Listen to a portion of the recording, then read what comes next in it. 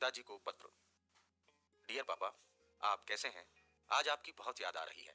कुछ अच्छे पल भी संस्मरण में आ रहे हैं। आपने मुझे कितनी मेहनत से पाला। माँ के स्वर्गवास के बाद आपने मुझे अपनी दुनिया बना ली, पर मैं ये समझ न सका। मुझे याद है जब आपके पैर में मोच आई थी, पर मैं आपके कंधों पर बैठकर बाहर घूमने की जिद किया करता था। आपने अपने दर्द को छुपाकर मुझे घुमाया था। जब मुझे बुखार हुआ था तो आपने पूरी रात मेरे सिर पर पट्टियां रखी थी, एक माँ की तरह। आपने मेरा इतना ख्याल रखा, पर मैं आपसे हर वक्त दूर भागता, पूरे दिन पड़ोस में बिताता। आप बुलाते, फिर भी मैं नहीं आता था।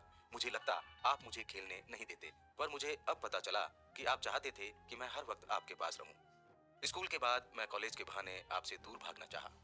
आपने कहा कि यहीं किसी अच्छे कॉलेज में पढ़ो, पर मैं न माना और आपसे दूर हॉस्टल में चला गया। आपने कई बार मुझे यहीं रहने को कहा, पर मैंने नहीं सुना। मेरे जाते समय आपकी भीगी आंखों को मैं समझ न सका। वो प्यार था जो आप मुझे देना चाहते थे, पर मैं दूर भाग रहा था। आप अक्सर मेरे हॉस्टल में आ जाते। मुझे बहुत बुरा लगता था कि मुझे थोड़ा अकेला भी नहीं रहने देते, पर आप तो मुझे देखने के बहाने मेरे पास रहना चाहते थे।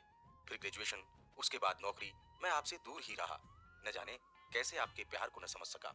चलिए, मैं जल्दी ही घर आ रहा हूँ।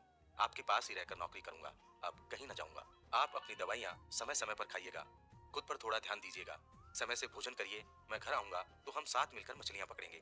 आपको बहुत पसंद है ना मछलियां पकड़ना, और हम घूमने भी चलेंगे जहां आप चाहें। मैं यहाँ ठीक हूँ। आप अपना ध्यान रखिएगा। मैं जल्दी ही घर पर आ जाऊंगा। आपका पंकज। पत्र को लेकर लेटर बॉक्स में डालने पहुंचा। पत्र डालते ही आंखों में आंसू की धारा बह निकली। आज सच में मैं बहुत अकेला था।